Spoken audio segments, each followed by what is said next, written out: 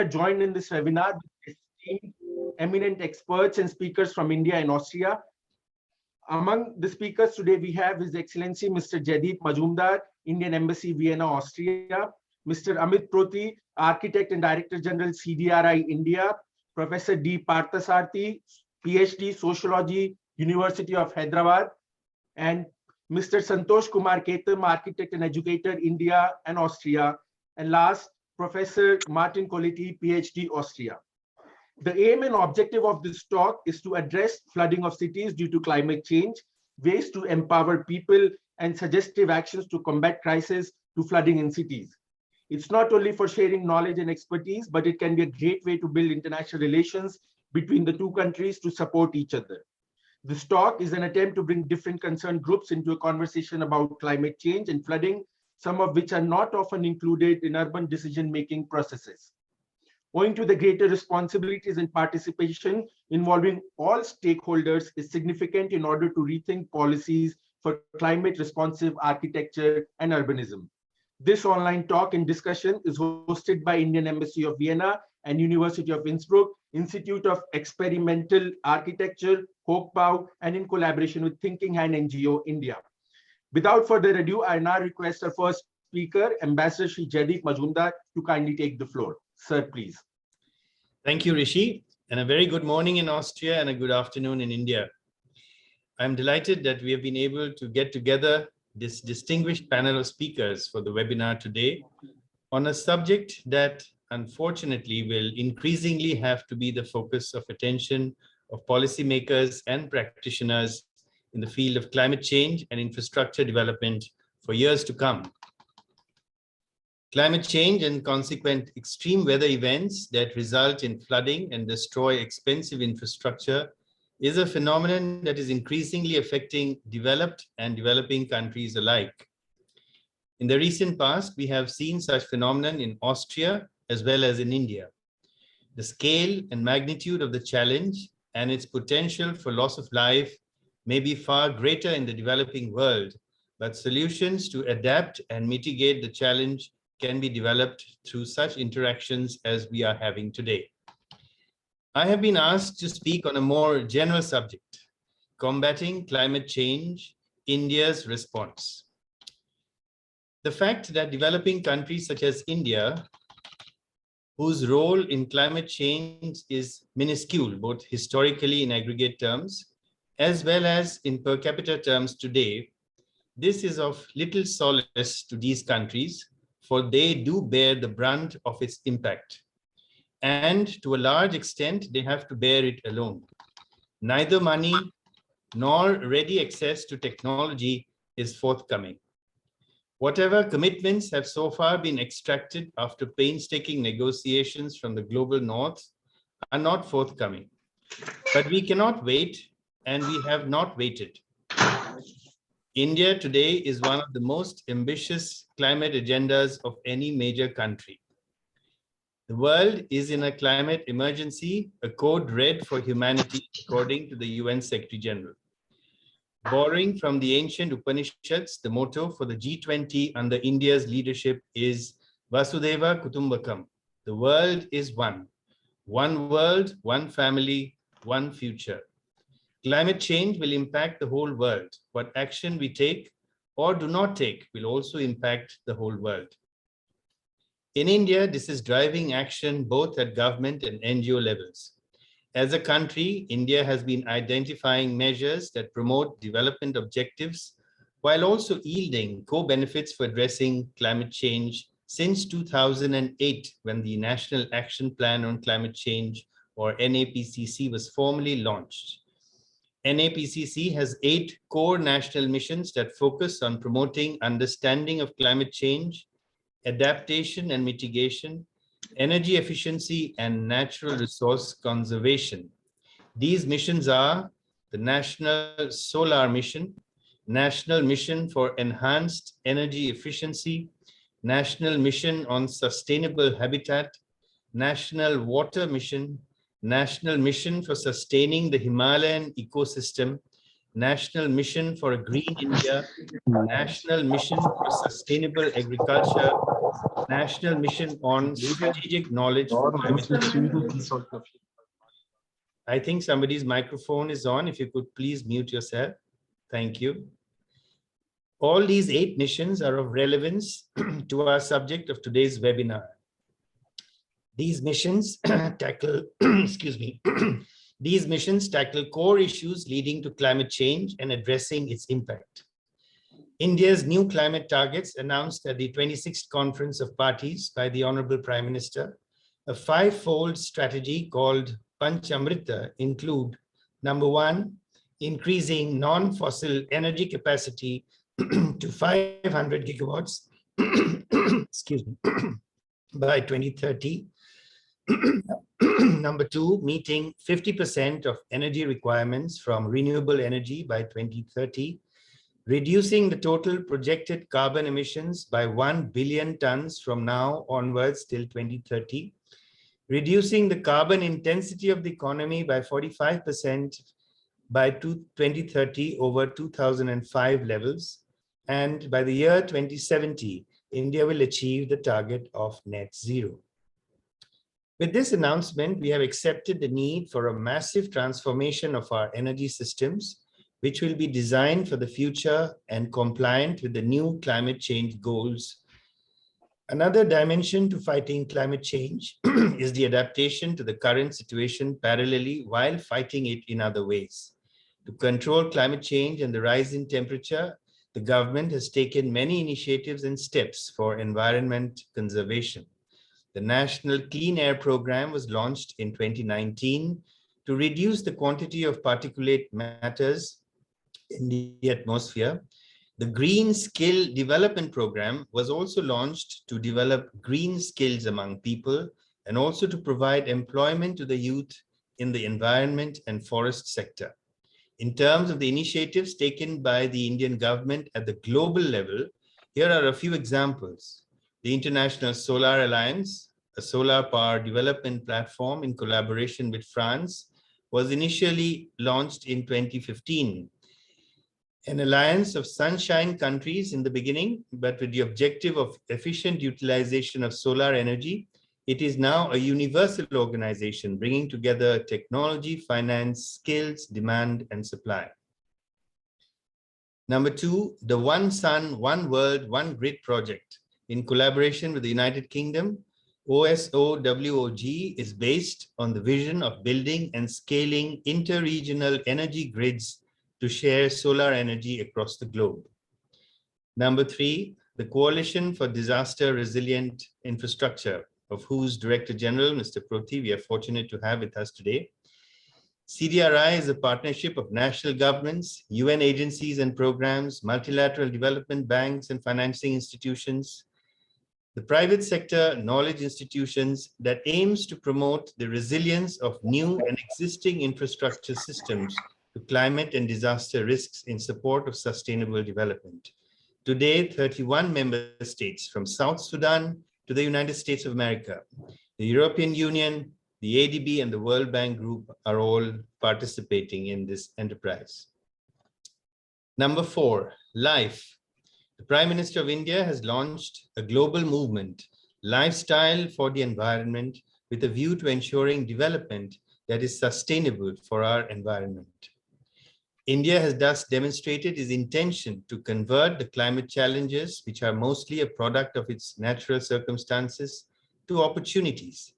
India has embarked on the path of climate action based upon its domestic imperatives, civilizational ethos, and in accordance with its treaty obligations. We are the only major country to be on track to achieve its targets set out in the landmark Paris Climate Agreement, according to the UN Environment Programme's Emission Gap Report. Achieving the goal of 40% share of non-fossil fuel-based electricity generation this year, 7 years ahead of schedule, gives confidence of achieving more ambitious targets in the future. I thank you for your attention. Thank you, sir, for those kind words. We will take the question and answer session in the last when all the panelists have spoken. So I would now request our next speaker, Mr. Amit Prothi, Architect and Director General CDRI India, to kindly take the floor. Thank you very much for that. Thank you, Your Excellency, for starting us off. I'm going to see if I can share my screen. If not, I'll have to maybe ask one of my colleagues to do that. But in the meantime, I think I can get started. So, you made an introduction to CDRI. So maybe I'll start with just introducing the organization. CDRI is the Coalition for Disaster Resilient Infrastructure. We were set up about 2.5 years ago, launched by the Indian Prime Minister at the UN Summit in 2019, with the ambition of really working to build a coalition to address disaster risks in the future. And when I say disaster risks, I mean both natural hazards, but also climate change. We now have 31 member countries. So I report to a board that includes the Indian government as the co-chair, but also the US government as a co-chair. And then there are 31 countries in total who are part of the organization, and a lot of other World Bank, ADB, etc. are also our members. We're very new. We are starting to build our programming as to how do we influence this agenda for disaster infrastructure. Ambassador, you highlighted the importance of climate change. I think I was at Sharm el-Sheikh in Egypt less than a month ago. I think all of you may have heard some of the discussions there as to how the world is now starting to realize, I mean, not that it's not realized, but it's starting to realize where we need to start being more solutions focused. So a lot of the ambition at COP27 was actually about solutions. How does one bring solutions on the ground? And when we talk about flooding, so let's get to the topic of flooding today. I think flooding, I want to highlight, is not a new phenomena. So if you go back to across history, one has always read about floods. Floods is not something new. I think what is new nowadays is that we are building in places where flooding is actually impacting more people's lives, more people's properties, etc. So the impact of flooding is what we're observing more and more, and flood has become a disaster. So the flood phenomena by itself, and it's because we have a lot of students here, I just want to also go back to my teaching days and try to go to 101 of flooding. Flooding is not the problem. It's when that flood impacts people's properties, etc. That is where the problem starts. And that's where the problem becomes. That's where it becomes a disaster. So, if you now look at what's happening over the last century, and if you look at it even in very recent years, two things are happening. One, we are in the urbanization space, we are building rapidly. You look at India, and India is growing at a 4 or 5% urbanization rate. We are expected to add something like 20 new Bombays by 2050. So the scale of urbanization is really rapid. So on one end, you've got the scale of urbanization that's very, very rapid, that's happening. On the other end, climate change is bringing more variability that's harder to predict and harder to plan for. So, I was just reading the New York Times a couple of weeks ago, and there's an article saying that, now the clouds are, because of global warming, clouds are actually able to hold more water, which means when it rains, there's actually much more precipitation that's falling on the ground. So a combination of urbanization, where we're actually building in areas that are either flood prone, or we're building in ways that is exacerbating the flood problem. When you go from areas that are natural, where water has the ability to percolate into the ground, to areas which are built up, where water now has to find its way somewhere, you're contributing to flooding. So urbanization is contributing to flooding, and then climate change is actually starting to push more variability, more water into these systems, and then governments are not able to manage that water. So those are two phenomena that are actually contributing to increasing the flood risks. I'm going to stop for just a second to see if my team is able to pull up the presentation. If not, you don't want to hear me for 15 minutes without some visuals. So let me just try again. Give me one quick second. Apologies, yeah. Just give me 1 second. Yeah. I promise we have very good visuals for you. So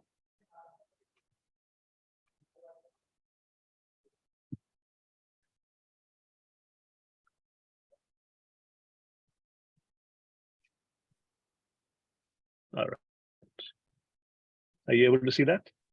Sir, yes, sir. Perfect. Okay. So, we are experiencing a lot of flooding, but also we are, so if you this is just for the last 2 years. So you see from between 1950 and 2050, the global population in urban areas has increased dramatically. So urbanization has spread quite a bit. But also, if you now start to look at the last 2 years, you're seeing flooding happening everywhere. It's not just a problem in one part of the world. And that's partly because we're building in places where we shouldn't be, but also climate change is actually changing the amount of precipitation that's now but also the variability of precipitation that's hard to manage. So, what are governments trying to do? The governments across the world, and again, there's a variety of solutions, and I think today we'll hear some from Professor Parthasarathy and the other speakers. But on one hand, you have a whole policy and planning approach, all the way down to operations and maintenance, and all of these are necessary if one needs to address the risk of flooding. On the policy solution space, so if you've got architects in this room who are listening to us, if you've got urban planners, if you've got landscape architects, the land use planning is a very strong instrument, and that works in places where you have strong land laws. It may or may not work in places where land regulation is not very strong, but land use planning is actually a very strong policy instrument that governments use to avoid places where buildings or the built environment should not interfere with the natural environment, and land use planning allows you to do that. Excuse me. Building regulations is another one. So again, architects in the room, when you're designing buildings, you start to think about, if there is a flood risk, and let's say you have a hospital to build, and that hospital is located near a flood area, you don't want to put your critical infrastructure in the basement, which could get flooded. So your generator, etc., can go to the roof. So there are a lot of building regulations also now that are trying to, think about flood risk. Excuse me, and how does the building space interfere with those flood risks? And similarly, a lot of governments are now starting to look at identifying flood maps. And so there's a science behind it, but to understand where are risks from flooding in a community, and how do you map that? And then what are the signals do you send once you map it? So, I used to live in Washington, DC.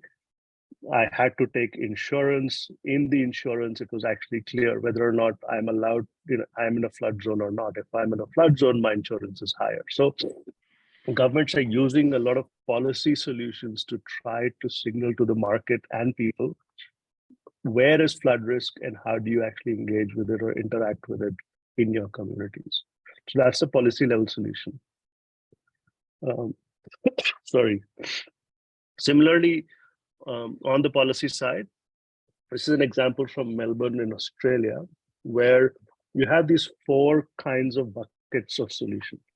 So on one end, I talked about the land management side. So you're looking at the larger scale land management to understand where flood risk is a problem and where you should be putting infrastructure or not. The second bucket is about looking at your natural systems. Sorry, it's been cold here, so I've got a cold here, but apologies. The natural system is basically your river corridors, and trying to make sure that when you're building near a river corridor, you understand the boundaries of that river and how that boundary may be changing, and how do you manage that change and understand that in your interventions, whatever that might be. Similarly, you're managing the land adjacent to the natural system, so floodplain management, and then understanding that there will actually be flooding from time to time. How do you manage it during an emergency? So governments are thinking about all of these different kinds of approaches, interventions when they're actually dealing with a flood risk, and that is happening again. If you look down, it's happening at a very high level at the state level. It's happening at a regional level, but it's also happening at the city level. So it's government working at different levels and across different types of issues or thematic areas. So what kind of solutions are governments thinking about? When you talk about engineering solution, when you talk about infrastructure, there are a variety of ways governments are trying to address flood risk in communities. So you've got on the left corner, if you're familiar with the Netherlands is at and below sea level. And so constantly for the last 700-800 years, they've been having to deal with water. This is an engineering solution to managing the tide. So these are gates that open and close depending on the tidal system.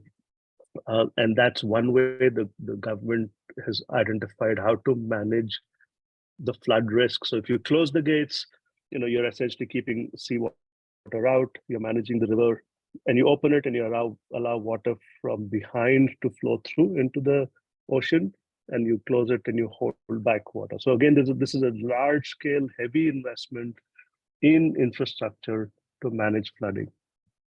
Now you've got cities such as Tokyo and Hong Kong, which, again, the urban planners and architects in the room realize are incredibly dense cities.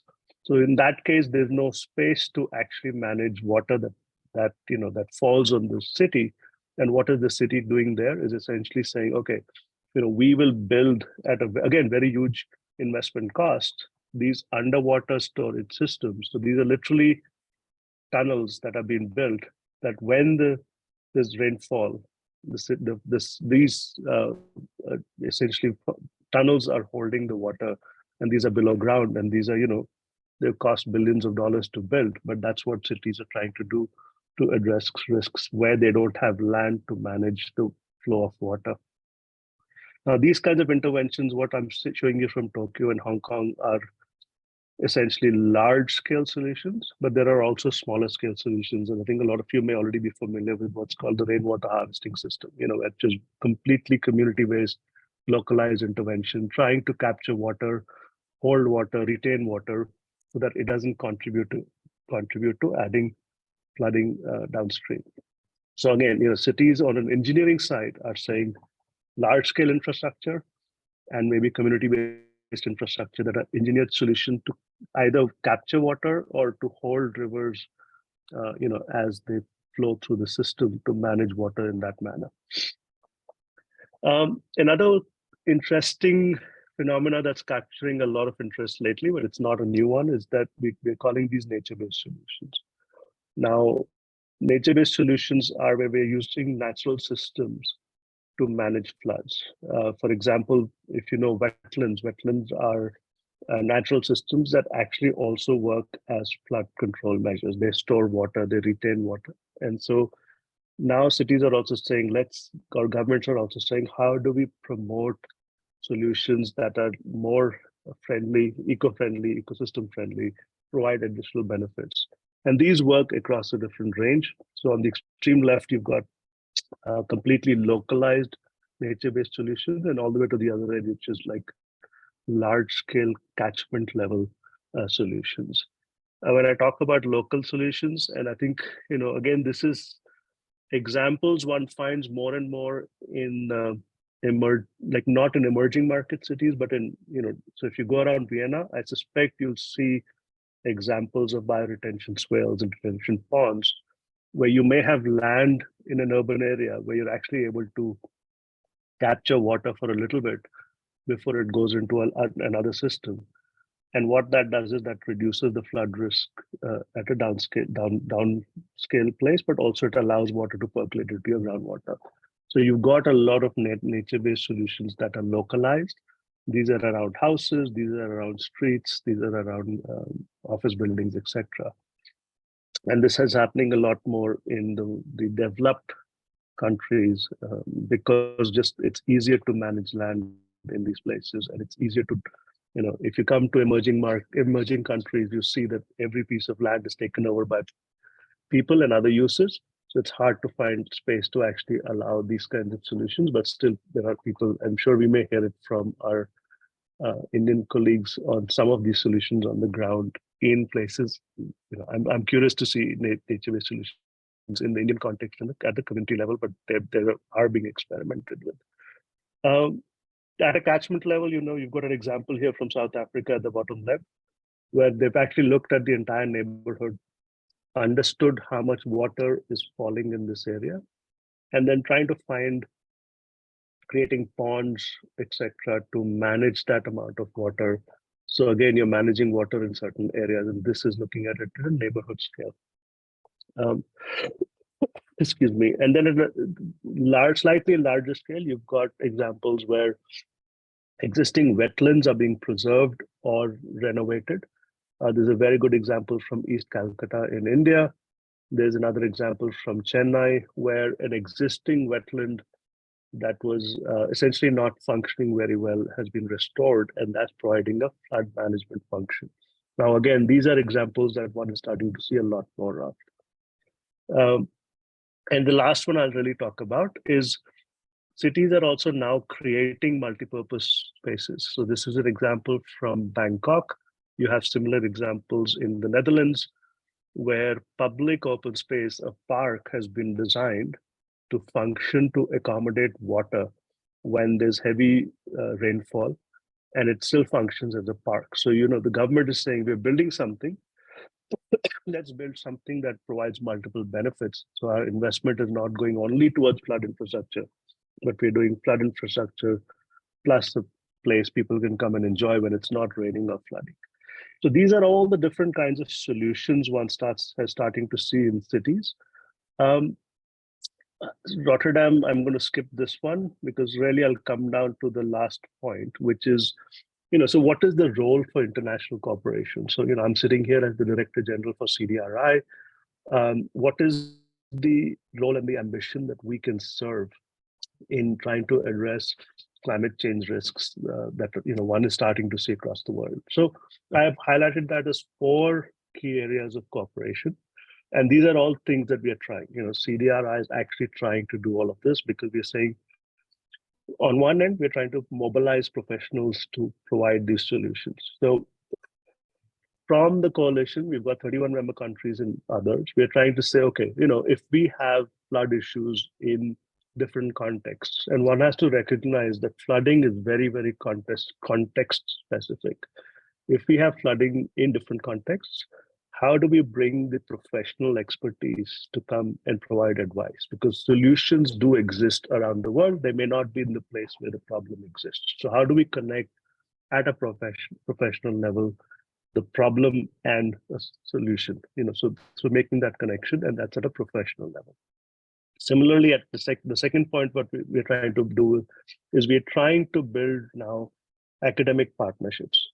So one thing, I joke, I've got gray hair. I can use that as an example.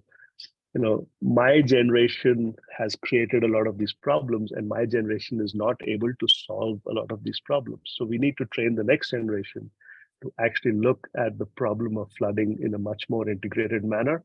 That means that we have to look at the curriculums that we've got in place. So we're working with IIT Bombay in India.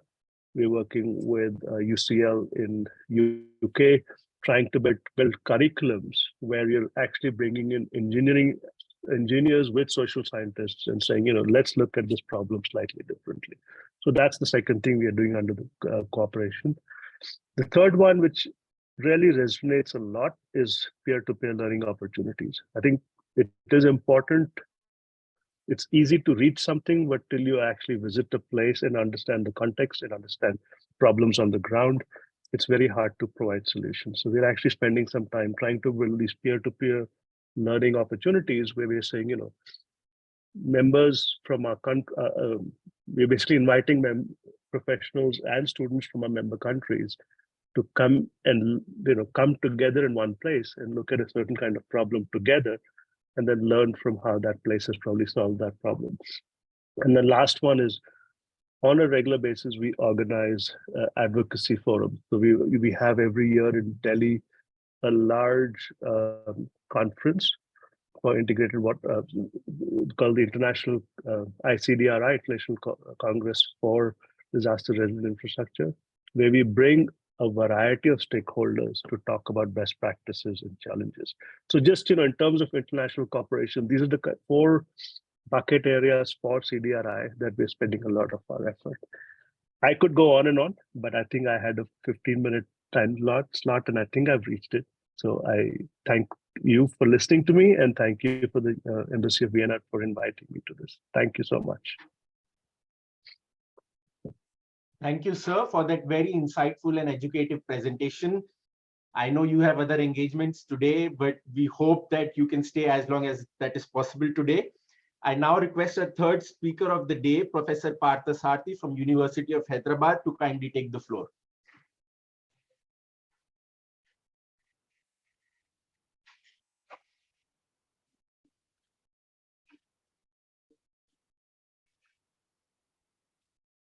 Yeah, thank you. I'm actually from IIT Bombay. Sir. Not from the University of Hyderabad. I'd got my PhD from University. Okay, sir. Okay. Our mistake, sir. So, Professor Parthasarathy from IIT Bombay. Currently, I'm in IIT Bombay.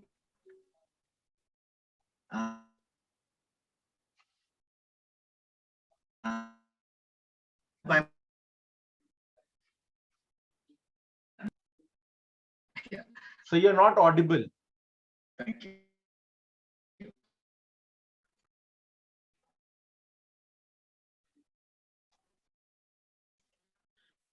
Can you hear me now?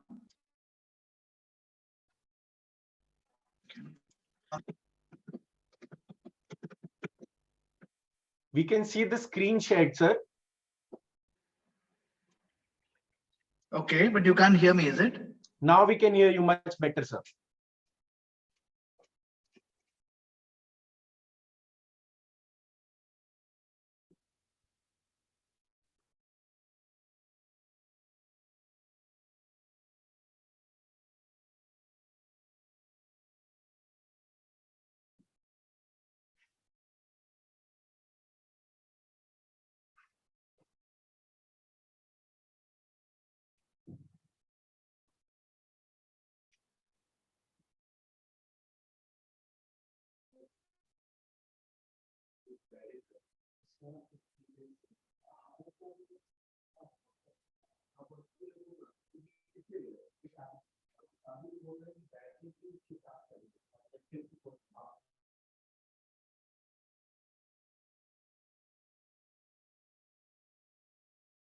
I think Mr. Parthasarathy has some technical issues, I suppose.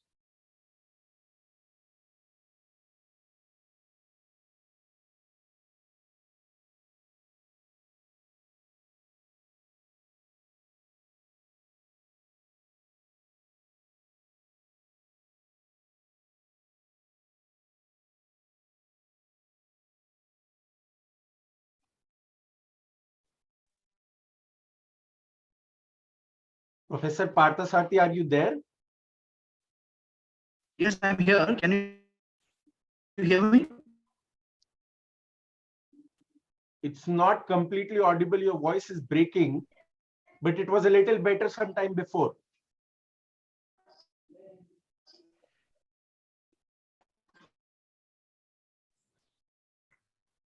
If I might suggest, if you could stop screen sharing for a moment and just speak on your microphone, then we may be able to hear you.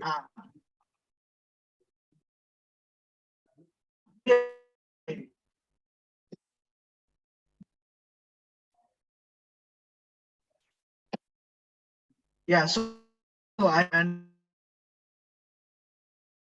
also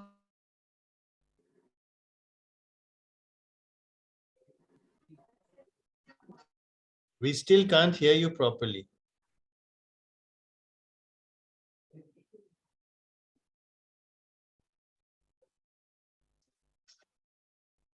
oh,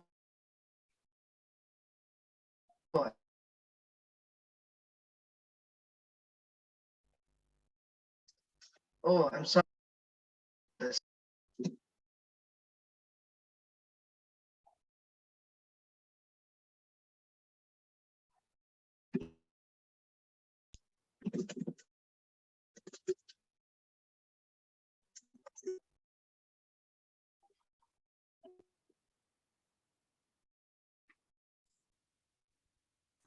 Rishik, shall we come back to Professor Parthasarathy I think so, once he sir. has sorted out his issue? Professor Parthasarathy, if you could just check your network once again, and we will come back to you. We will move on to the next speaker if that is fine with you, sir.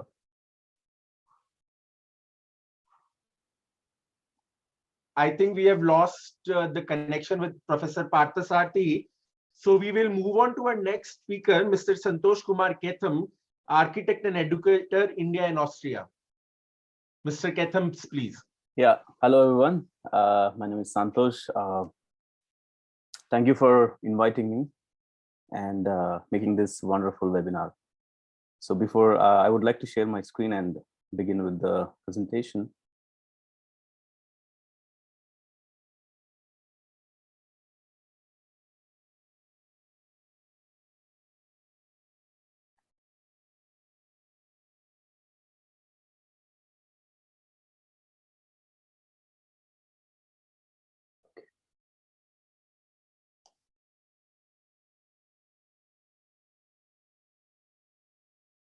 Can you see my screen? Yes, we can see your screen. Yes. Yeah, welcome all for this climate change, flooding and infrastructure resilience conference, online conference. And my name is Santosh Kumar Ketham. I'm a researcher and teaching at Expat Institute of University. At the same time, I also run a small NGO and a studio in India. The background of the work, what I do is not just an architect, but also educating people, and not in the architecture schools, but also in helping communities. So the NGO, Thinking and NGO, what we do is building one-in-one knowledge sharing platform, also to empower people related through architecture. Various workshops, lectures, and competitions involve people in community building and making sustainable solutions for informal settlements, because most of the time the urban poor affects a lot. As you can see that climate change is a bigger issue now. There are various aspects behind why climate change is happening. One, as you can see in the past, the land mass and how it has been shifting, continental drift, like present situation, and what's happening additional to that is the flooding. As you can see, as a Paris agreement, the climate is increasing at higher level, where they say it's like plus, as you can see over the past years, like the climate is increasing its temperature way higher what we expect. A recent Paris Agreement conference, they say like it's going to +3, but I think it's going to +5, which is way beyond the expectations. I think it's going in a faster and a more pacer way. So as you can see, flooding is impacting not just one country, but all the other countries around the world. And if you look at the graph, what you're seeing in Shanghai, it's Asia, it's like 17.5 million people are affected. And if you see Mumbai is like more than 15 million people have been affected. Hong Kong, Asia is 8.4, and Osaka is 5.2, and Alexandria, Africa, 3 million. And this goes on. And there are major cities which are going to affect with the flooding. The big problem with the flooding is I would say, impacts in 5 different ways. One is economical, one is environmental, one is the government, then health and social life. So everything is interconnected, and this is where the problem happens to the cities. The list, what you're seeing is the population affected and the number of countries on the left-hand side. In the middle, you see the flood risk by the population exposed and total number of population exposed. And as the conference is more focused on the Austria and India, and my research is more on India and Austria. And I think, as you can see, Austria comes on 18th position in the flooding, and which is expecting almost like 29% of the population at the risk. And whereas India, it's also on 19th position, which is almost expecting like 28% of the population, which is pretty high in number and which needs to be addressed. And I think there are a lot of agencies are been working on this to combat to make the flooding related issues. So why flooding crisis happens? If you look at the drawing here, it's like 55% happens with the flood, 22% is for the storm, and 7% is landslide, 11% is extreme temperature, and 4% is earthquake, 1 is the drought. So the next drawing shows you the 15% are not classified flooding, 1% is coastal flooding, 13% is flash flooding, and the riverine flooding is at 71%.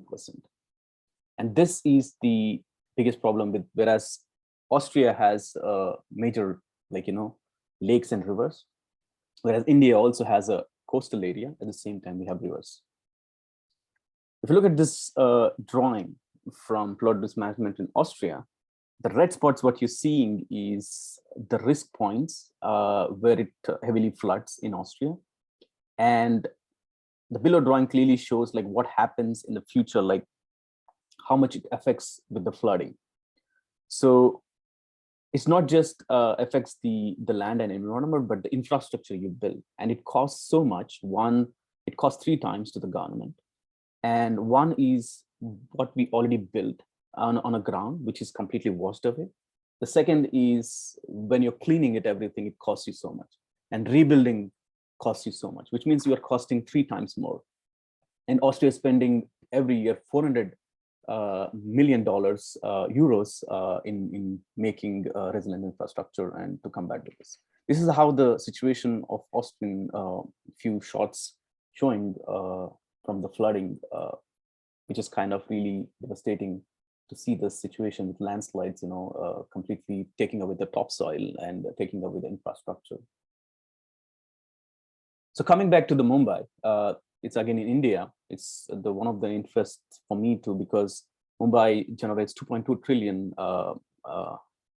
dollars of economy it generates. At the same time, it's not just this Mumbai city is affected, but the rest of the India is also majorly affected with the flooding. So currently, what you can see in this drawing is by 2050, the Mumbai is like half of more than Mumbai is going to be flooded. And the red spot, what you're seeing in the drawing is the slums and low income group people who kind of settled is kind of affecting. And I think if you remove this major part of affected area, there's no Mumbai anymore. I think it needs to be addressed. I think a lot of organizations, government is kind of working on it, but I think we need a more higher level of working on this to combat the situation. So this is the few shots from last 2020, and you also seen 2021 and 2022, where the COVID and as well as the flooding created very, very dangerous situations affecting people. Like, people couldn't even survive themselves, couldn't even get away from the places. As you can see from the image, like hospitals were completely flooded. Even the railway stations were completely flooded. Their whole of the houses were damaged, and even the street, what you can see is that all the automobiles were floating, and the infrastructure was devastating. And I think a lot of people also died in this flooding crisis. So what I say is, as Franklin Wright said, is one of the famous architects. He says, like, the architect must be a prophet, and a prophet is a true sense of the term. If he can't see at least 10 years ahead, don't call him an architect. Which is a very interesting quote from me, which inspires me. And also, I really like this another quote from the Abraham Lincoln: the best way to predict the future is to create it. I think it's the architects who are responsible, I would say, because also I'm an architect, but I think the role of an architect has changed. And I think it's not just the architect responsible. I think all the engineers, all the people, and who are responsible to their cities and communities are responsible to address this issue. So I was reading and going through a lot of research with my teaching, as well as my PhD research in University of Innsbruck, Institute of Experimental Architecture, trying to get as much knowledge as possible, where you can see the speculative, everything is a book, very interesting. I think especially I'm trying to show it for the students who are looking into this, their bachelor's and master's program. This is very important to go through this various books already built and great examples from critical care, architecture and urbanism, and from the futuristic ideas by the very interesting book by Japanese architect and Remkolas when he published this book. And also there were very interesting books called Enabling the City and the Social Reproduction of Architecture and Design Justice. It's all community-based projects and which are very ongoing and practiced projects, which gives you more of hope and more of, I would say, and good way of dealing with this kind of situations. Then what the method, now earlier I was trying to talk about the problems and the approaches. Now I think the method what we're trying to follow is a speculative design. I think it's a very interesting, I would say, what we're seeing from the past and what can be present in the future. What happens with this speculative design is you try to create what if scenarios, what are the probable possible solutions, and how this solution could be collectively thought. I would say we also call it as a collective approach. When we say collective approach, where one architect or one engineer is not thinking, but the multiple people coming together and trying to come up with an innovative ideas, wherein we also try to involve the communities, because we're always doing for the communities and cities, and where you're involving the communities in kind of decision making, in policy making, and also involving the government to see how this, because we can't blame the government because government has their own things to do. I think it's everybody's responsibility to involve and come up to develop their own communities. So one way I would say is a good way is to make workshops, as Amit sir also mentioned in his presentation, like where we bring various actors together. When I say various actors, it's engineers, students, people, experts, environmental specialists, the list goes on. Wherein you bring them together, or even in the academy, like, the professors who can have a great knowledge, and to build the gap between academy, community, and also the government. So through various workshops and competitions in dealing with the issues on a more site-specific, place-based, climate-based, and cultural-based, and tradition-based, so that we have a great ideas on one platform. And these ideas further would be taken to the exhibitions, taken to the local communities, where they have a choice to see what are the possible options, and wherein there will be a shared conversation, and to build a kind of more integrated and more intuitive way of seeing things in a more collaborative way. So wherein we can change our communities and cities in a more sustainable way. So that is what we are doing from over a period of time in Thinking an NGO, and also in the University of Innsbruck, we try to do the same with lectures, workshops, and trying to bring in various people together. So these are the few conceptual what I was working back then, which is in the process, where as per United Nations, this, when it happens flooding, like, you kind of plan retreat, then you have an accommodation where you kind of uplift, and you protect from the building the walls. As you can see various examples, or even Amit ji also presented a lot of examples, which you can already see. But I also have a bigger picture, how you can deal with the situation, how we can create this floating platform, how we can create this floating architecture, where we can expand our cities, where we can adapt and make an adaptive architecture and urbanism. Then I think this is one way of seeing things. I'm not saying this is the only way, but these are the one way of how you see things. There are already great examples out there. And I was saying, like, this is another sketch. What I'm trying to do is how you balance the environment, how you're not damaging the ecosystem, the flora and fauna. At the same time, you build platforms where you build the communities. These places could be used for housing. This could be used for small scale industries, for fishermen, or to make an industries, schools. It could be applied for Mumbai and other cities, and where we can also generate recycled energy and to restore the existing ecosystem. And we can also use these platforms for having parking or infrastructure inside. But I think this is one way how we can treat our cities more in a dependent way. And this is a few sketches I was trying to do for the research, where we are trying to expand onto the water, which is what you can see is the Mumbai, and where you can see this where they can reach with the boats and various kind of access points. This is Mahim Bay in Mumbai, which is a very interesting place where the Koliwadis and the fisherman community is existing. And this is all part of Dharavi slum on the top. And you can see how this can be expanded, where in Mumbai, you see millions of people come every day and they don't go away from the place. This has to be addressed, not just building on the side what they have, but also to how to expand in a more sustainable way.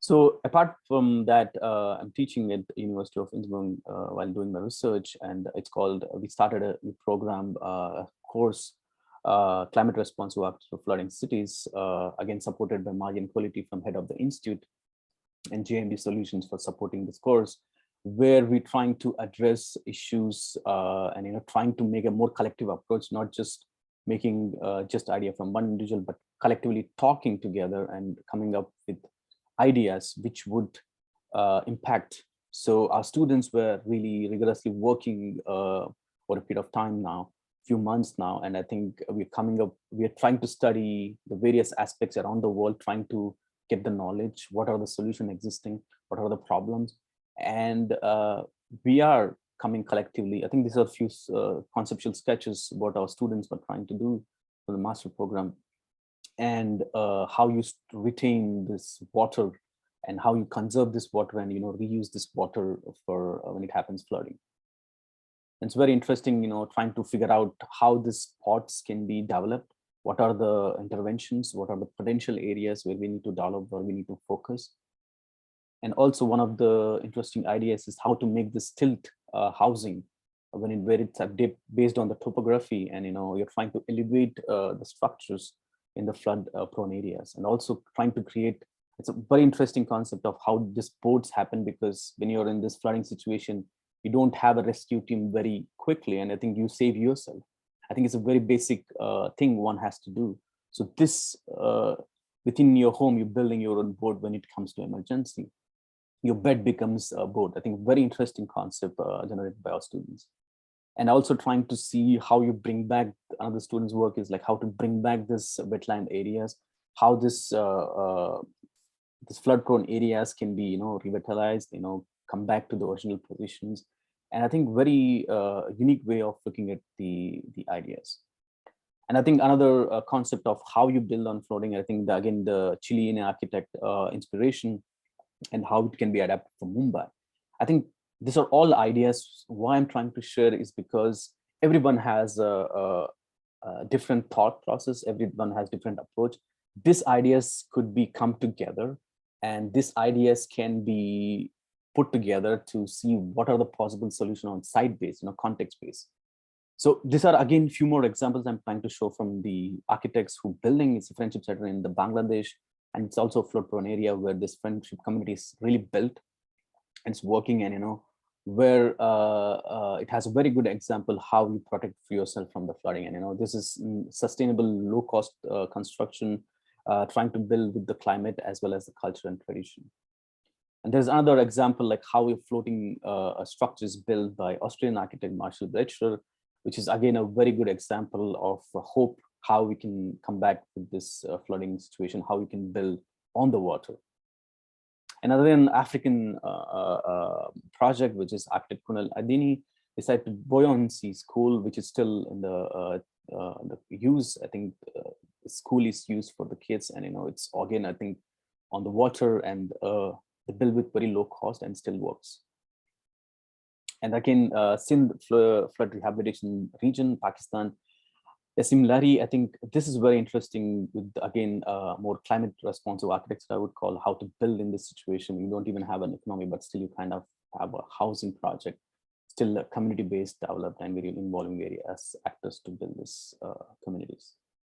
So what, in a conclusion, what would I say is that cities are in critical condition. So what we need is an education, awareness, and support.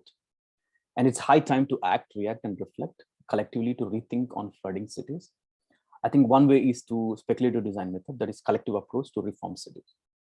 And what we do is the what if scenarios for probable, plausible, and possible future cities could be, and act as a catalyst for collectively redefining our relationship to the reality. And collective action can create an impact on rethinking current laws, political systems, social beliefs, ethics, values, fears, and hopes.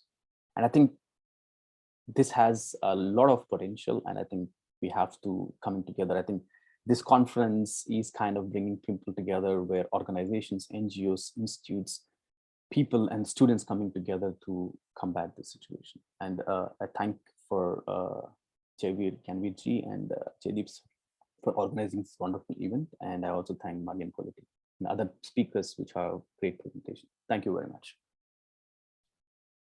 Thank you, Mr. Ketham. That was a very insightful presentation with a lot of international examples. I see that Dr. Parthasarathy is back online. If I may request Dr. Parthasarathy to take the floor and see if it works out this time. Yes, thank you very much. I hope I'm audible now. Yeah, you are Okay, audible. I'm very sorry. I had some technical issues with the internet and then went offline. Sorry for the delay. Let me just share my presentation and then I'll start. Yeah. So is my presentation visible? Hello? Yes, sir, it is visible. Visible. All right. Thank you so much. I think I'll just maybe switch off my video just to say.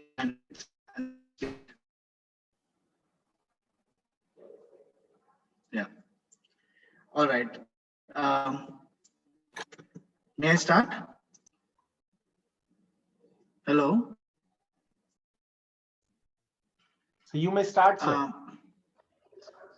All right. Thank you so much. I'm a reviewer for the Austrian Climate Research Program for several years. I'm glad to renew my collaboration with Austrian partners, and very thankful to the Indian Embassy in Vienna for inviting me to give this talk. I'll start with an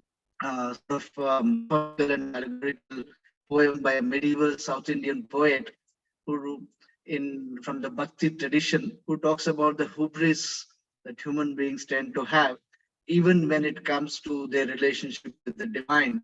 And that's how I'm using that to make an entry point about the way in which we think about climate change and flood resilience, because there is a tendency, as we know, around the world, especially from certain sections of the private sector and the government, to think all problems are solvable using technology and engineering. While these are obviously very important, we also need to think in more holistic terms from the perspective of governance, institutions, belief systems, attitude, on. That's especially very happy to see the three earlier speakers focusing on a more holistic approach, the need for evidence-based decision-making, honesty in accepting the critical nature of the climate crisis that we are facing. So, Dilip Dikuna, well-known architect who's done a lot of work on Mumbai as well, talked about the equity of water is everywhere around us, inside us. Therefore, flooding is not something that is new. But what is new, as Mr. Amit also mentioned, is the nature of human intervention and anthropogenic activities, especially problems of urban planning, exacerbated flooding in many of our cities, which never used to experience flooding earlier. And as they have also mentioned earlier, the problems of flooding that we're seeing in many cities, not just because of climate change, but as many research of climate studies group in IIT Bombay show, and IPCC reports also show, there is an interaction between urbanization itself and land use, land cover change, and how this affects local precipitation or rainfall patterns to result in specific kinds of flooding in certain pockets annually or in different periods. So climate change, together with urban development, haphazard urban development, is what is leading to flooding annually in many cities around the world, but especially in India. And this is something, the scientific basis is something that we need to accept when we talk about resilience. Increasing exposure to climate change hazards, you have a range of disasters that the cities are facing, and you have considerable urban development around infrastructure, ports, energy, blue economy, transportation, and so on. And you see more and more cities, coastal cities, becoming vulnerable and at risk to flooding, coastal inundation, cyclonic storms, and so on. What makes coastal urban flooding even more important and urgent for us is that, like Mumbai, most of the coastal cities in the world are also very strong economic centers and very densely populated. They are magnets for migrants. And because of this, as the previous speaker was also saying, something that happens to Mumbai does not affect only the city, but the whole region, the nation, and global. It has global impacts as well, as we've seen with large-scale flooding in many of Indian cities. And therefore, as we see the recent IPCC assessment report 6 has actually identified many of the coastal cities of the world as being severely at risk, and many of these cities, many of these reports, Mumbai and Indian cities appear in the top ranks as among the most at risk, as among the most vulnerable to climate change. Now, it is in this context that we can talk about infrastructure resilience and flooding, because again, departing from the earlier assessment report 5, the latest IPCC report talks about what human beings can do. How can we respond to mitigate risks from flooding, but also other climate hazards? And this is where the issue of resilience becomes important, because resilience is not just something that we are thinking about in response to a climate hazard. It's a combined integrated hazard that is partly incorporating the absence or presence and the efficiency or inefficiency of human response strategies of adaptation, of transformation, of coping, and all of these. And those determine whether we can be resilient or not against climate change related hazards. So from the perspective of response, what is it that we need?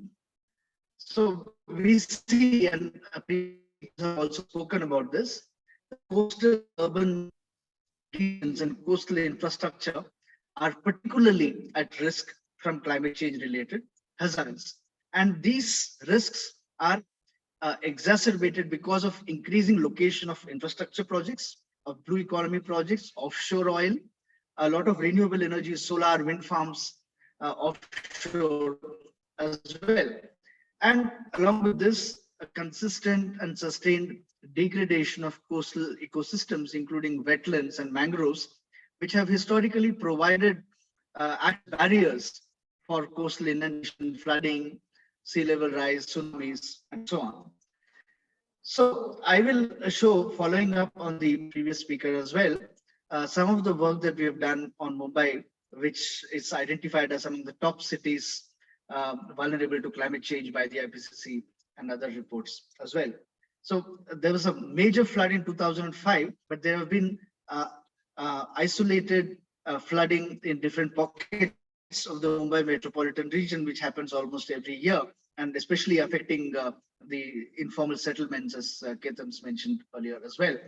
And one of our studies also show that in the state of Maharashtra, in which Mumbai is located, if we look at not just climate change, but how climate change is affecting monsoon variability, we found that the highest amount of variability actually is in the Mumbai region, which means that there is an increased need to focus on infrastructure and urban problems in Mumbai and how to make them much more resilient. And we also did a study of different kinds of precipitation or rainfall scenarios brought about by climate change in Mumbai. And then we found out what are the kind of future risk scenarios for flooding.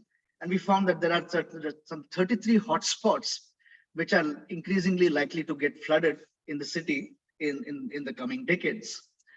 Keeping this in mind, we see that there are several studies which have identified the specific kinds of risks that Mumbai is likely to face because it is both a coast and a riverine kind of ecosystem. There are many estimates of the different kinds of exposure and the submergence levels because of sea level rise in the future.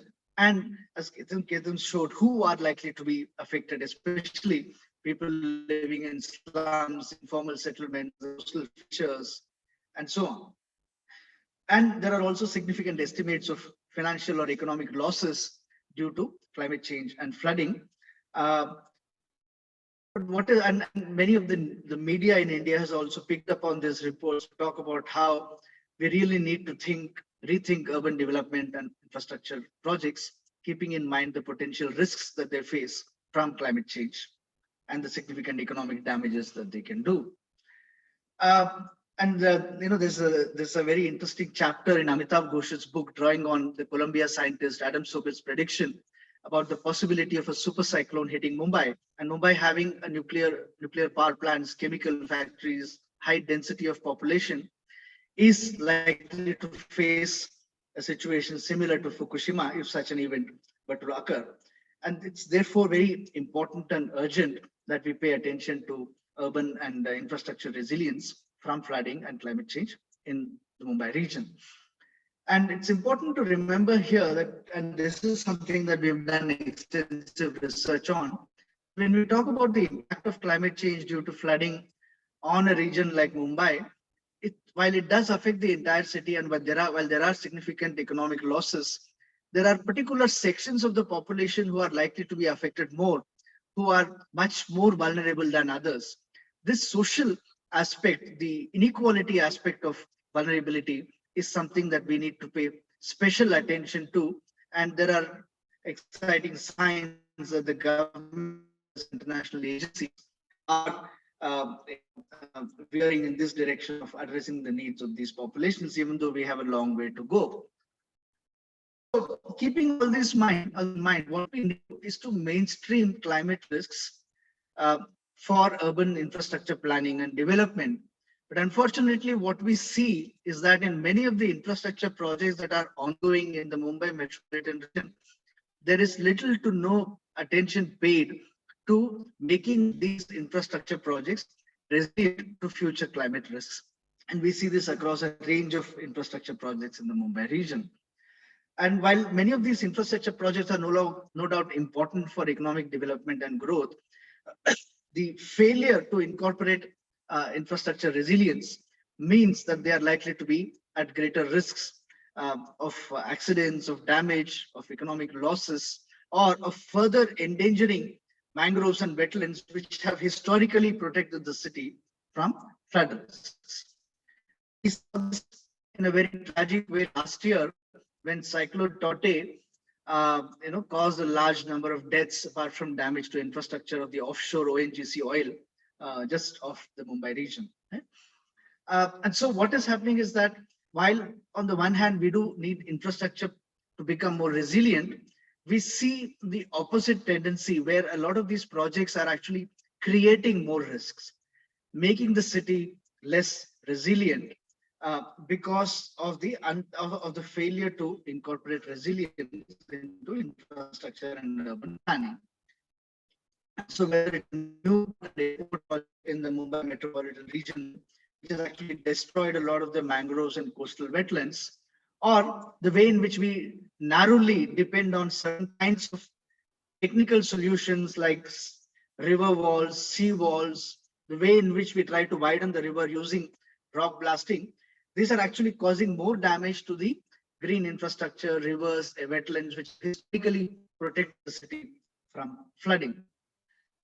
This is all seen in the location of some of the garbage dump projects in post-regulation zone areas, which have ironically increased flooding in these areas. And so what do we do? So I'll just spend the next couple of minutes talking about what are the alternatives. So we do need better governance where the links between coastal environments and livelihoods can be enhanced, especially fisher livelihoods, because that will then protect the coastal green infrastructure like wetlands, mangroves, and so on, which offer protection from flooding, both from sea level rise and from extreme precipitation events. And that's where a greater coordination between climate action plans and disaster risk reduction plans are required. And that's where we also need the approach that has emerged in the previous speakers' presentations of co-production, where avoiding hubris, avoiding thinking that we are superhumans who can solve all the problems, working together with communities, being more inclusive, but using science and evidence to forge new kinds of governance strategies for for infrastructure resilience. So one of the things that we have done, and we have documented, but also work with NGOs, environmental NGOs who work with the government of Maharashtra to set up the mangrove cell or the mangrove foundation to increase mangrove cover as one of the green or bioshields or biosentinels to protect the city from flooding. While there are certain kinds of coastal projects which claim to address climate-related issues, especially in terms of reducing emissions, we see that they have not really taken on the lessons that have been achieved by the government and by NGOs in terms of protecting coastal environments. And so there is a lot of interest now in India at the national, state, and city level for what is called as green infrastructure. So infrastructure, not just in terms of transportation or energy or roads or oil or energy, but green infrastructure which can protect the city from flooding. And there are a number of papers that have been published which also talk about the importance of this kind of green infrastructure for flood resilience. And so in one of the projects that we have done, an international project, but focusing on 3 regions, the Sundarbans transboundary across Bangladesh and India, the Mumbai metropolitan region, and Kutch in Gujarat, we have done a lot of participatory mapping with local fishing communities, pastoral communities, island communities to produce new kinds of knowledge and then feed them into networks with government officials, NGOs, disaster management agencies, and made a small difference to environmental governance at the urban and regional levels. And these, we argue, can only be done if we have effective hybrid alliances of different groups coming together. So this is a project that has just ended, and we hope that through future discussions, we can scale up the small scale solutions that we have developed for flood risk mitigation. And eventually, these can be win-win solutions in terms of reducing the risks from flooding, but also improving livelihoods for resource-based communities in all the 3 regions. And then it can be applicable to other regions as well. And so a whole range of NGOs have been working on this, and we've started to develop more conversations between these different groups, working as an enabling agency, so that the kind of lessons that we have learned about flooding can be shared with many other groups, government agencies, and communities. So I'll just end with this to say that infrastructure resilience is something that requires a lot of planning. It also requires us to think about alternatives while avoiding older kinds of thinking about infrastructure, which ignored the green infrastructure, which ignored the possibilities of flood risk mitigation using the ecosystems that are already there in coastal and other kinds of areas. Thank you. Thank you, sir, for that presentation. With this, we come to our last speaker. I would now request Professor Colletti to kindly take the floor. Oh, yes. Good morning, good afternoon, good evening, depending on you are from me as well. So thank you very much. I'd like to share screen. And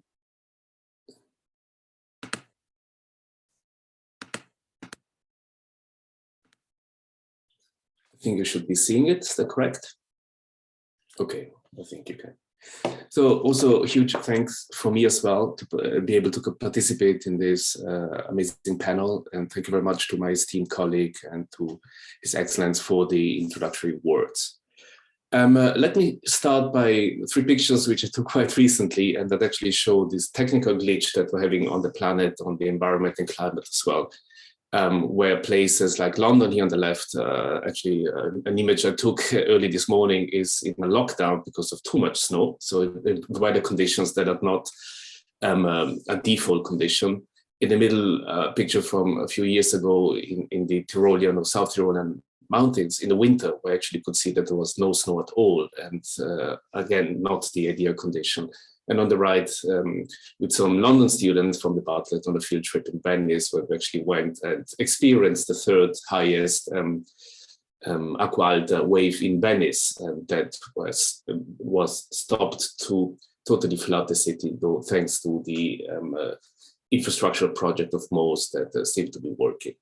So just to show that somehow it's kind of the experience, the real life experience that we all have in all places in the world is definitely quite critical, and hence also this conference today. Is it? Yes. So Innsbruck, I'm here as wearing two hats, professor at the Institute for Department for Experimental Architecture in Innsbruck, and as professor of the Barton School of Architecture at UCL London as well. In Innsbruck, just to show, one might wonder why there might be an interest in flooding, and why a scholar like Santosh might join the Institute to do research on flooding. Where you might think that the climatic and the natural conditions and context in the mountains might lend students more to think about, for instance, how ice and snow and low temperatures could be an agent in architecture. Or why a person like me, who's an advocate of technologies and computation and digital technologies around the world, might actually be concerned with flooding or climate crisis. Both images, both this one and this one, actually show that as a teacher in architecture, I asked my students to speculate, but also to simulate these conditions and see how architecture could provide not only immediate answers to problems, which are very necessary, but also speculate about the scenarios as a way to upgrade architecture and see how that might transform, as we've heard earlier, or predict or envision new solutions, short, medium, and long term on a small, medium, and large scale. So whether the context is the Alps in Tyrol, or for instance, it's kind of like the deserts in Egypt, I think architecture is definitely asked to up its game and to become a partnership in a transdisciplinary discourse on how to tackle climate change. As we all know, it doesn't really matter whether you are in the Alps in Tyrol or somewhere in Mumbai. We all inhabit the same planet, which is smaller than we thought. So the interlink and the connectivity and the dependency between these different ecosystems is very well known, as we know. So at the Institute, as a matter of fact, in the mid-2010s, we operated under the umbrella theme, Meeting Nature Halfway. Architecture interface between technology and environment, delivering a large number of design studios, master projects, and electives with this topic in mind. As a result, we have gathered a multitude of design-based, technology-based, and environment-based perspectives to elaborate on this particular theme. And we also managed to invite 5 international guest professors to run the relative studios in support of our thematic investigations that have been collected in this publication with the very same title. As I mentioned, it's not unsurprising that one of the major research areas at the University of Innsbruck is alpine space, land, and environment. The local topographical and meteorological alpine extremeness has had profound influences on the human habitat, prompting the shapes, materials, and structures of vernacular architecture, and will continue doing so in the future. In addition, global extreme climatological and sociopolitical phenomena are impacting on the way architecture and infrastructures will have to adapt. Social mobility, vehicular traffic, and tourist infrastructures take their toll on Tyrol too, as much as other places. In parallel, climatic and atmospheric changes such as condensation, solar radiation, wind flows, and so instigate drastic fluctuations in temperature and precipitations on the region. With this general tendency of disappearing coldness and snow, very noticeable in the 2015 to 17 winter seasons, not only the glaciers can be observed to retreat, tourism and hence economic influx possibly too. Thus, in relation to the 2016 Venice Architectural Biennale's theme, reporting from the front, the unit Hochbau was committed to investigating present and future modes of territorial infrastructural operations, impending constraints by lack of resources, and a necessity to aid to reproduction of wealth and health. With this approach, we approach these issues on various scales: on a micro scale through robotics, on a meso scale, on a building design scale, and on a macro scale, large territorial investigations that investigated the impact on increased, disrupted, and desynchronized industrialization of the Alps, but not only. It has become evident that it stands in contrast with current and future sustainable ideas of protecting and preserving the territory and its natural and urban landscapes. Why this title and why I tried to expand it, I will show in a few snippets from 3 projects developed at the Bartlett that dealt with flooding in particular. So why this title, Meeting Nature Halfway? In most generic terms, the theme challenges the cliches that architecture solely deals with edifices. In other words, merely with the built environment. That building technology merely answers to the construction industry before manufacturing, acceptance of norms, and so on, and that production of buildings cannot profit from other industries, such as biotechnology, robotic automation, or similar. So we challenge this. On the contrary, it has become evident that architecture necessitates new paradigms in order to understand buildings as interfaces, fully bound and integrated between diverse settings, most of all between technology and the environment. So meeting nature halfway, meeting. In an interview given for the 2014 Royal Academy of Arts exhibition entitled Sensing Spaces, Architectural Reimagining, well-known architect Alvaro Siza states, architecture is geometry and nature is nature. We cannot simulate the same that nature makes much better than us. So what we must look for is the contact point between these 2 worlds, so they make a new one, end of quote. We at the Institute also see nature and design, environment and technology not as separate and incompatible.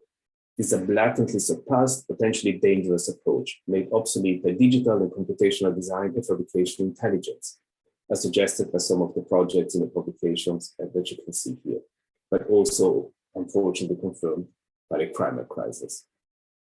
Nature. Dynamism is most certainly a constitutive part of architecture dialogue with the environment, as you can see here as well. Adaptive systems, whether mechanical, material-informed, chemical, or biotronic, are designed and implemented to render architecture more agile, more attentive to the environment, and more open to hosting and augmenting nature. It is given that buildings are exposed to the forces of nature. The intrinsic sheltering function is paramount to architecture. Think of the 3 qualities that, according to Vitruvius, any structure must verify. Firmitas, that is soundness, utilitas, usefulness, and venustas, beauty. But the act of opening up to these forces totally changes the rules of the game and challenges the static aspect of buildings as real estate. We know that not coincidentally, buildings are termed immobilie or immobile in German and in Italian. This is very slow. Meeting nature halfway, or a process of architecturalizing nature.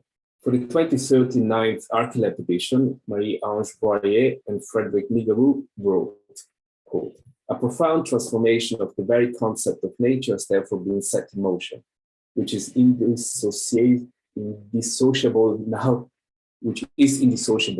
now from artificiality, from technological production. If Archilab, on the one hand, explored ways of naturalizing architecture, we could speculate, on the other hand, with the notion of architecturalizing nature. The great advantage we have nowadays is that it is not mandatory to revert to the basic of vernacular architecture. Surely, building envelopes divide an internal controlled environment from an external, variable, uncontrollable climate. But it seems that a while ago, possibly in the industrial era, the common semi-prefabricated production methods of architectural materials opted for or accepted the total detachment and isolation of matter from natural changes, totally ignoring site, climate, and context. A conceptual business trajectory pulling away from the environmental awareness of vernacular architecture, which, it appears, understood quite well how to respond to these extremes by using materiality nature in an intelligent way. For example, by layering snow on a roof as flat as possible to make use of its insulating capacities, or ventilation chimneys to cool down spaces in warm climates. The hefty weight of responsibility in terms of economy and in particular ecology, which was recently put upon the discipline's shoulders, drastically challenges this approach. Architecture can no longer ignore nature. On the contrary, it must act as a prosthetic device for nature towards the creation of a nature 2.0. a new kind of synthetic ecosystem where the natural domains and the artificial domain coexist. Advanced tools of modeling and simulating allow designers and engineers to predict form and performance prior to materialization. Besides the great advantages in terms of design control, this insight opens up architecture to a truly multidisciplinary approach. Not only can we now participate in co-authoring novel material assemblages, but can also co-author material nature aggregations and processes of growth, change, and mutation. In order to do so, architects can apply some of the know-how of engineering, robotics, material science, biology, biotechnology, etc., on a large scale, open up bewildering scenarios for the future. And here you can see in some of these projects how the computing and digital technologies actually used to simulate these critical conditions, but how also architecture, by engaging with crafts and computation at the same time, can potentially develop new strategies beyond the vernacular, yet contextualized and localized through individual conditions that, as I said, might not only be problem solving, which is very important, but also might open up architecture to a new phase, which I call post-digital, that deals with the accentuated climatic crisis at the very stage, yet engaging with beauty and innovation and the human condition as being the most important value to which architecture needs to act.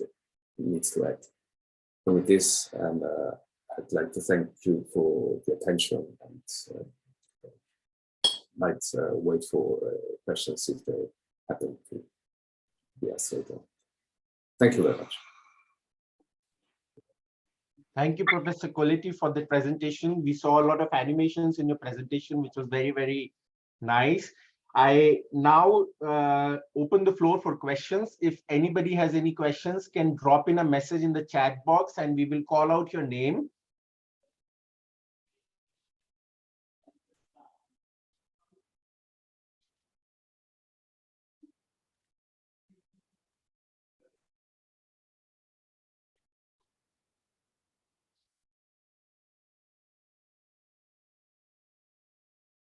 Are there any questions? If I may ask again.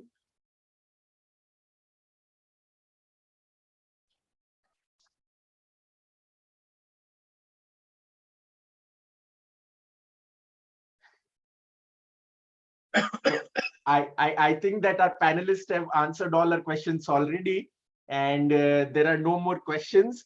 There are no questions, in fact. And before we depart, I would like to request our panelists if they would like to take the floor and make any concluding remarks.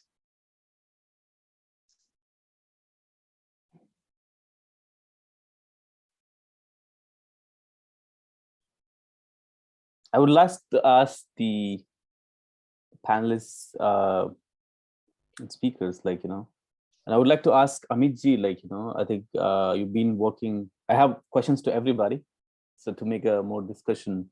So Amit ji, I think you talked about the collaboration with various organizations you're working with, and how are you dealing with the support, and how do you deal with the financial support with the various organizations?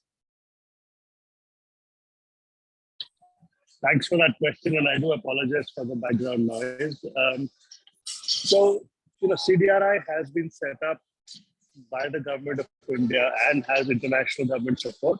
So we actually have our own resources that we try to then use to bring some of these ideas to fruition. Our mandate is to provide technical assistance, capacity building, and generate knowledge around the DRI space.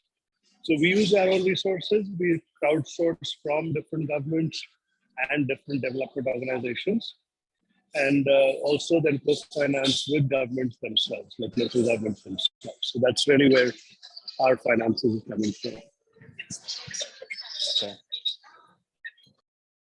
And the question for Parthasarathy ji, You talked about the mangroves and this new green infrastructure start from there's an training and the courses. How do you approach this? How students can join, get more knowledge about it?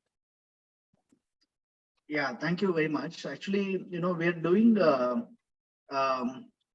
two projects. One is, in with the Mumbai Climate Action Plan, and the other is in Chennai, both of which have been affected by floods in recent years. Mhm. And in both areas, as many of you will know, and as Mr. Amit also mentioned, and there is a lot of building and construction and encroachment on the water bodies, right? And that is one of the reasons why the waters has nowhere else to go and leads to urban flooding. So, but there's also other reasons, the poor stormwater drainage infrastructure, for example, which goes back to the colonial British days and have not been upgraded much. So we're doing these mapathons with college students and university students in both cities during actual flooding events during the monsoon every year. So there's a training program that is involved there, where students are trained and given open source software on their laptops, and then using their mobile phone devices and using GPS, they measure and upload in real time data on urban flooding, and then we try to connect them to other things about encroachments, the destruction of coastal ecosystems and mangroves, and the poor quality of stormwater drainage. And using these, we've come up with a better understanding of flooding, and then trying to develop strategies to mitigate that flooding. Together with this, your question on mangroves. So what we have done is, Maharashtra is, one of those cases where after the big 2005 floods, there was a public interest litigation, and this led to the setting up of a mangrove foundation by the government of Maharashtra.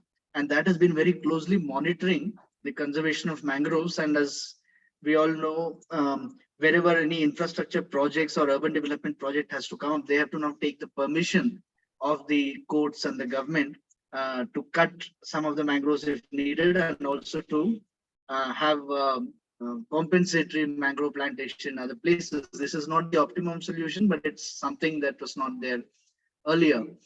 So what has been happening here also, so we're doing these studies in Kutch, in Gujarat, and in Sundarbans, and in Mumbai. We're doing this participatory mapping with young children, youth, and local communities to better understand the role of mangroves, not just for flood risk mitigation, but also for biodiversity, for fisheries. In Kutch, there is a very interesting, unique species of camel called the Kharai camel, which is the only species of swimming camels in the world. And they depend very heavily on the mangroves for food and fodder.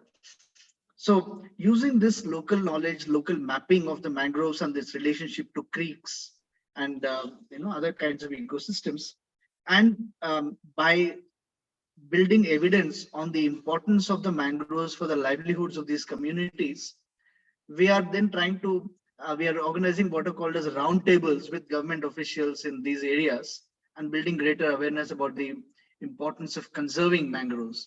So overall, this is what we call as the forming these hybrid alliances and using the co-production approach, which the Harvard scholar Sheila Jasanoff talks about. And so on a small scale, working for about 3 years, we've showcased how this can work. And so in the first week of January, we hope to have a larger meeting with national and state level government officials from all 3 states and showcase what has been done by the community. So we've also used this technique called photo voice, where local communities take photographs and videos of the importance of mangroves, and then build a story around how it is important for resilience of communities, of infrastructure, of cities, and so on. So these are the different ways in which we've been trying to build greater awareness. Please. That's great. And one final question to all the panelists and all the speakers. One is for Jaideep sir, Marjan, Colletti, and Parthasarathy sir, Amit, Prothi. So how do we take it forward together as a collaborative between Austria and India, sharing experience and knowledge for further combating the flooding cities? So Actually, there is a question for me in the chat. Can I take that and then we can? sure, definitely. Yeah, so this question on this coastal road from Ronajai Mazumdar, thank you very much for that question. And as you may know, the IPCC 6th assessment report, this chapter on cities, and two of the co-authors there, Chandni Singh and Anjal Prakash, they have very specifically pointed out that the coastal road project in Mumbai is maladaptive, right? That it is going to create more risks than solve transportation kind of problems. So, and that is somehow, we're not able to convince the government of the problems with this kind of a project. It is still under construction, but there are all kinds of attempts. So we are actually working with different communities, providing evidence for them. So there are some changes that are being made to the alignment of the coastal road project. There are also some changes that are being made to the design of the project to minimize the impact, both on the coast itself, because it affects the tides, it affects the intertidal zone, it affects breeding grounds, it affects the mangroves. So some of these changes now have been, only yesterday, there was a discussion with the Maharashtra State Route Development Corporation where they've agreed to some of these changes. And that also helps the fishing communities to carry on with their livelihoods, because these were also affecting the routes and the movement of boats for fishing in the Arabian Sea. So some small changes are happening, but in the long term, we are not really very sure, and all the evidence points to the fact that this coastal road is not really the best way to solve the transportation problem, can create more risks. But hopefully some of these small changes will make the city a little bit more resilient and will lead to less destruction of the coastal ecosystems. Thank you.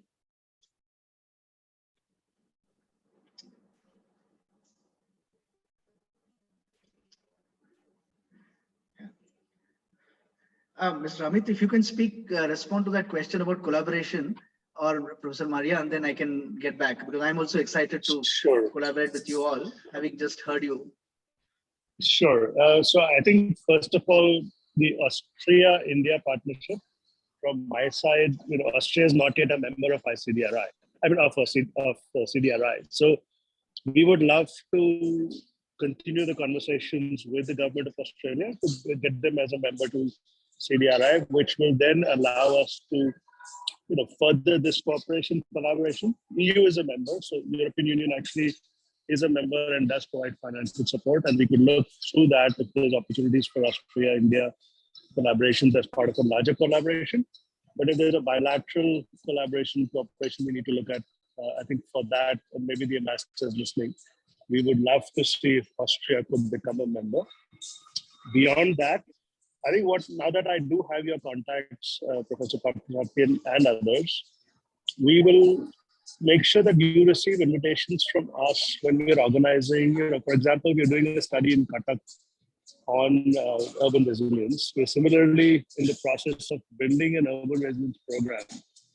It's something that we've not had an opportunity to put together yet, because we're only 2 years old, but we're looking at, for our global, the countries that are our members, how do we actually support them on urban resilience, and how do we bring innovation to that? So from that point of view, I think all of the examples that you've shared today are incredibly valuable. The whole, one keeps talking about wetlands and one keeps talking about how they need to be preserved, etc. But the evidence has not really been there. And to how does one bring that evidence into the policy realm? So we will be creating those opportunities. And now that I'm connected to you as well, we make sure that you're getting some of this information from us. Beyond that, at this point, I don't think there's anything very formal that we will be able to do. But we do, actually, maybe one thing I will share is we've actually launched a fellowship program, and we do provide financial support for that fellowship program, and it's pretty reasonable. We've done 2 cohorts already. We're actually in the process of selecting our 3rd cohort, and what we support is early research. So some early research which is innovative in the space of disaster resilient infrastructure. And that actually it's quite a big bucket. So, a lot of different things can fit under there, but that is another opportunity for at least early researchers to start, they can apply to us. And we have supported about 15 in the first year from 9 countries, about 12 in the second year from around similar number of countries. So, and now the third one is open. So do definitely take a look at that also. Thank you. Thank you, Amit ji. Yeah, if I can just add to that, I think, Amit, you're working with Professor Ravi Sinha, right, of IIT Bombay, if I remember correctly. That's right. I know him quite well. He keeps sending me all the flood information on my WhatsApp. Yeah.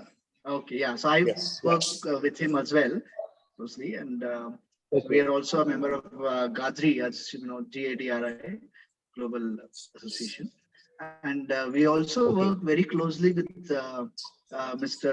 Mihir Bhatt of the All India Disaster Management Institute in Ahmedabad. That's right. Who's also, So this project that I mentioned, he's one of our main partners in Kutch, but he's also the one who's been organizing the roundtables with different stakeholders.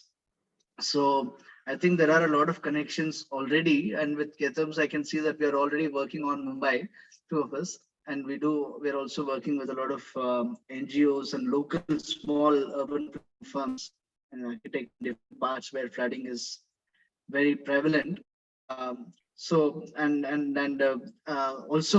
apart from the ACRP, the Austrian Climate Research Program that I mentioned earlier, with whom I've been associated for about 10 years, many of my colleagues and students, PhD students, they've also been working with EASA for several years now in Austria. So I think there are these existing connections already, but probably we can think of very specific collaborations around projects or conferences or workshops or training programs. Thank you. Thank you. Thank you, Parthasarathy. Yeah. Sure, I think the word, the word bilateral has been mentioned. It's kind of as a, let's say, on behalf of the University of Innsbruck, I can obviously voice my interest in engaging in such bilateral kind of projects. I'd be very happy to contribute whatever we can to the future steps, whether it's projects, whether it's exhibitions, whether it's ways to maybe raise awareness, it's kind of within our community, which has tried to contextualize, actually has a different climatic and geographical context, but nevertheless it's interlinked in this problematic.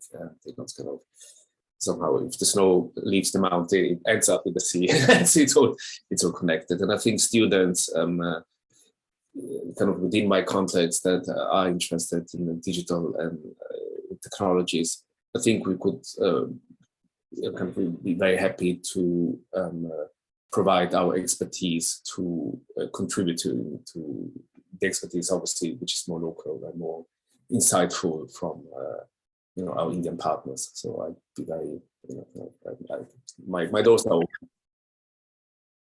Thank you, Marjan.